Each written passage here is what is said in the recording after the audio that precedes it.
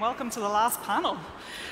So I think we've got three very different propositions here today. They're all doing niche content in their own way and targeting the discrete audiences that they're looking for. But I wanted to start by asking them to share something maybe surprising about the followers and subscribers that you have. Rebecca, do you want to start us? Sure. So I'm representing Awesomeness TV. We refer to ourselves as a next generation media brand, really targeting content for Generation Z, the next audience that's sort of entering the commercial ecosystem that has grown up on social media, grown up creating as much content as they consume. And I would say the traditional media landscape, especially in the US market, thinks this audience doesn't engage in video, doesn't watch TV. So I think what's most surprising, since we produce content in very traditional formats, film, television, as well as social video, is that this audience is as engaged and even more so in the creation and consumption of professional video content as, you know, Generation X, which I came from. And I would say in the traditional television landscape, I think they've been sort of abandoned because people don't think they consume video. But our experience with this audience is they love video because they're both creators and consumers, even more so than any generation before them. So. Yep. Anastasia, do you want to jump in next? Yeah, I mean, hi everyone. Thanks for coming. Yeah, no, I think for me, being a professional surfer, the main thing that people think is like, wow, you have like millions of surfers who follow you. And I think what's awesome in the internet and social media now is that, you know, there's everyone that I meet is like, yeah, surfing is part of my story, but it reaches way more. And so I think the biggest surprise is that people are like, oh, people who don't surf and people who just love the active, you know, surfing lifestyle, which is really cool and something I love. I think as well as for me too, what I get surprised of is, you know, the age ranges. I have, you know, people from who, you know, are 5 years old up to in their 50s or 60s who just, again, love the surfing lifestyle. So that was shocking to me when I meet, you know, young kids to people even in their 60s. Cenk? Yeah, for us, the age group is probably what's surprising because a lot of times in traditional media they say young people don't watch news. They just mean young people don't watch them. So I'll give you some fun stats. The average age of the CNN audience is 61 years old. But we're number one with millennials, just to fact check there. She's here to change that. Going to get in there. Sorry, but it's true. MSNBC 64, Fox News is 68. O'Reilly, back when he had a show, which is a great sentence, had average age of 72.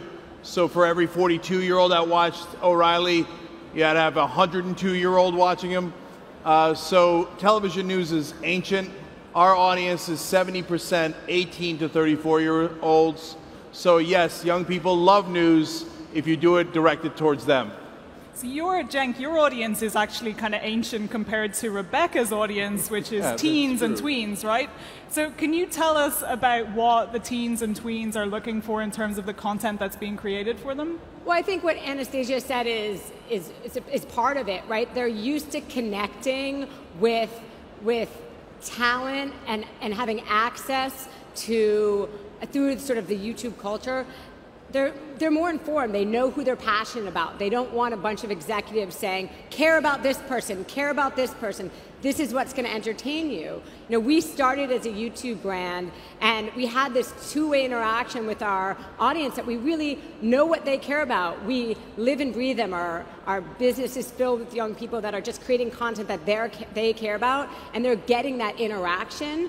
You know, whereas a cable brand historically is just delivering one way, and they really don't know what their audience is passionate about, what they care about.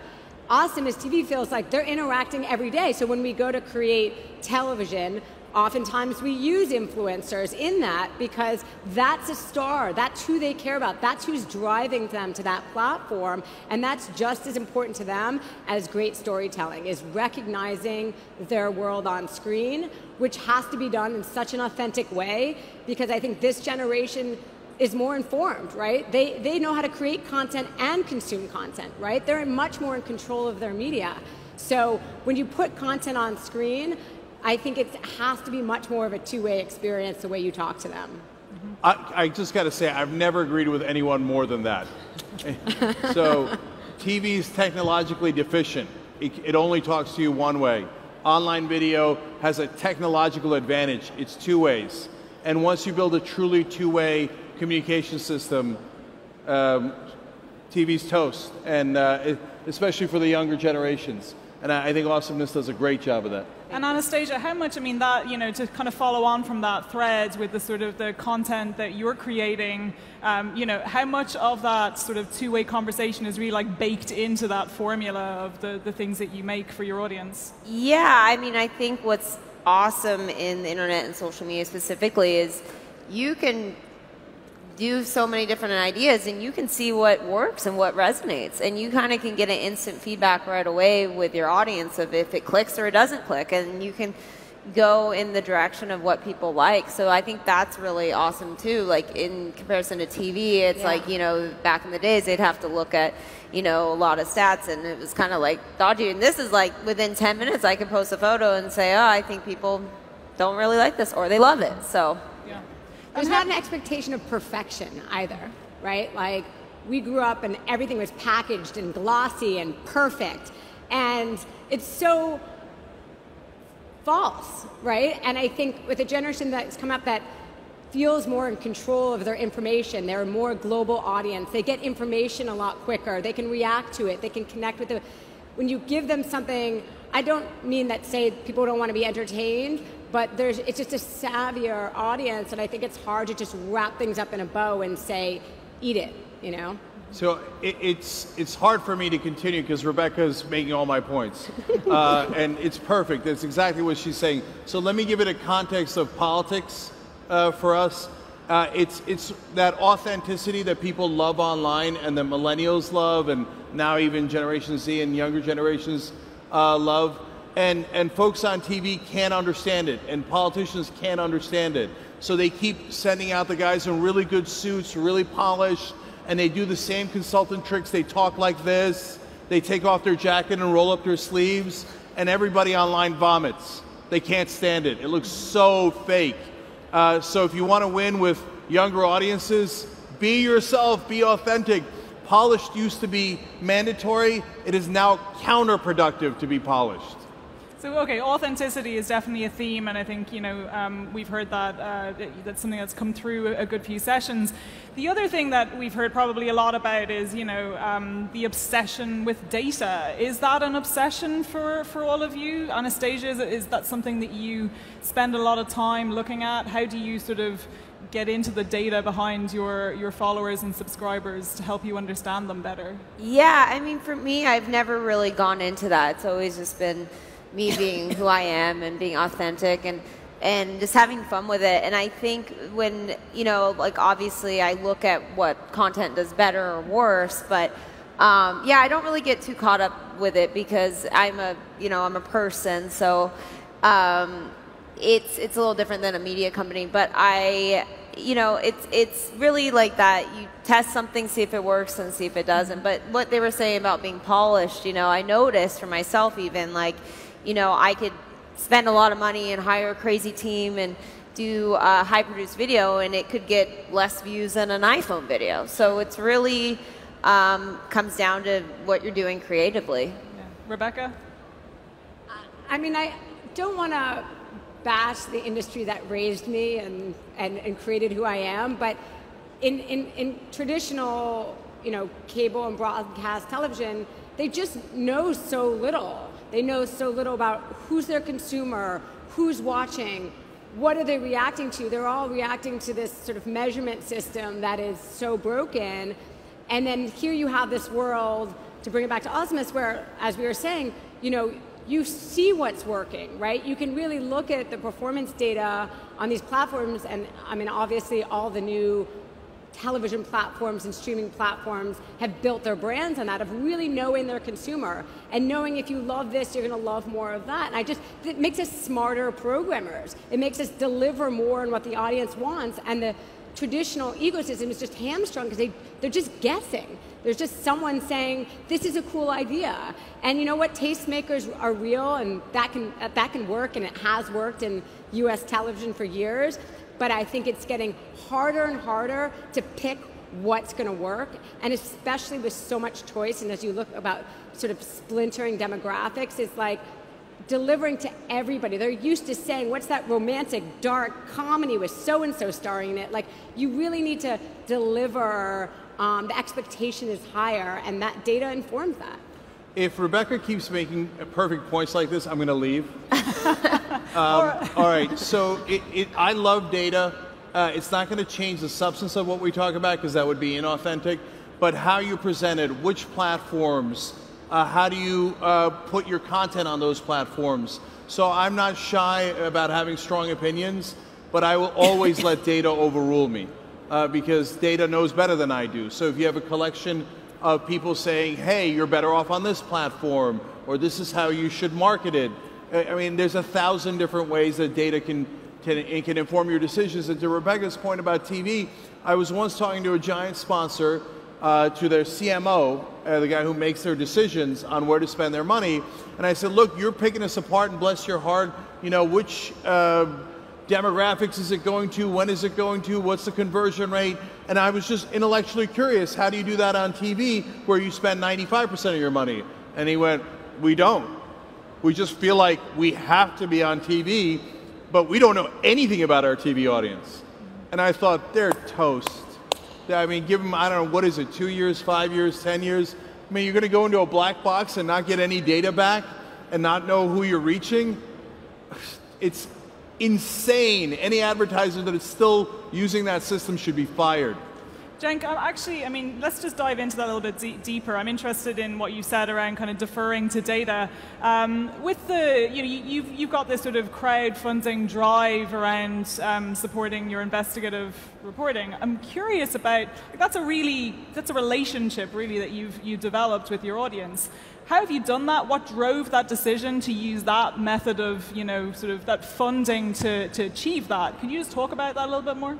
Sure. So what we want to do at the Young Turks is align our incentives with our audience's incentives, because we believe in an ethos of audience first. On television, where I've worked before, it's not audience first, it's advertisers first. And literally in TV pitch meetings, the very first question they'll ask is, what will Walmart think? Well, then you're going to design TV shows and television for Walmart, not for the actual audience. So we believe in audience first, but some things are very hard to fund, like investigative reporting. That's very expensive, and you don't get a ton of views back and a ton of revenue back. So we went to our audience and said, Trump just got elected. Our audience does not like Trump, bless their hearts. So can you help us hire investigative reporters? And we raised $2 million. They just gave it to us and said, build a team.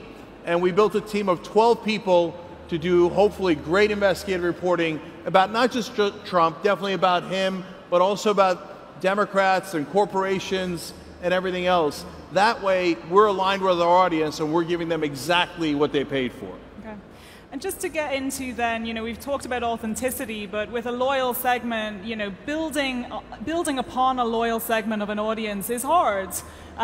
Rebecca, can you sort of talk a little bit to how do you get beyond that group and stay authentic to the people that have been with you since the beginning? Yeah, it is hard, and I think the key point is, you know, as I mentioned, you know, we started on YouTube, and that was where the brand lived. But the reality is that's not the only platform where our audience lives. So it's about, and with all of the social platforms and traditional platforms, you really need to produce for what those platforms are, right? And so for us, it's about being everywhere they are and recognizing why they're going to that different platform. We are not, you know, a closed system where we say you have to come to us. We go to where they are because there's so many scaled platforms and players where they're going to interact. What does awesomeness mean on Facebook as much as it means what does awesomeness mean on Hulu, which are some of our partners in the US. So for us, it's adapting the storytelling and the content for what experience they're going for.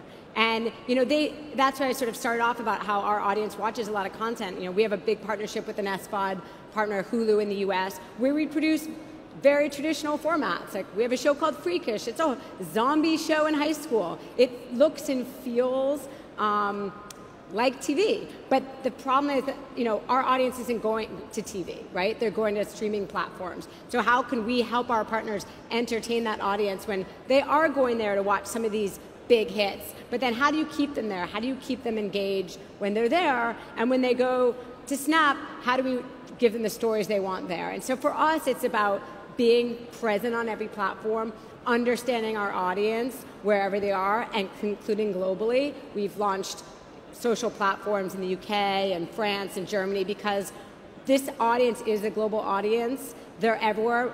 Half of our audience is viewing us from outside the US. And I think it's the being nimble and being able to keep up with them, which again is just not how the one network everywhere system works. We don't take what we put on this platform and put it over there because people engage in different ways, and it's much more complicated and complex. But when you're born into that, like our company was, it's more second nature than it is for a traditional media company. So, like being nimble, I think, is probably something that you can certainly talk to. And I've heard you talk about how you really think about like 6 months down the line and what's coming next, and thinking about kind of the trends. What have you spotted that you're keeping a watch on? Yeah, I think it's definitely, it's going all video. I really think video is the future. And I think, like they mentioned, audience are getting smarter and they want to feel more involved. And I think it's even going video, it's going more on live platforms. And I think it's really going to, the less polished and I think people really want, and they're getting smarter, so they want the more real, the better. Cenk? Yeah, I think that the skinny bundles are coming, and so I think that's a really interesting trend, which is linear programming, but over the internet, smaller number of cable stations that they deliver to you.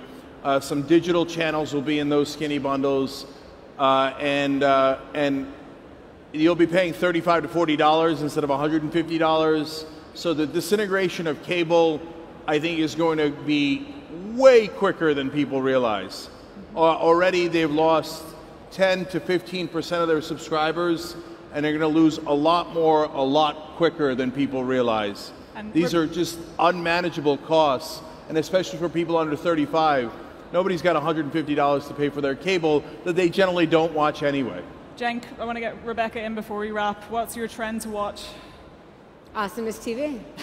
Well, that's a good way to end it. Thank you very much, everyone. Thank you.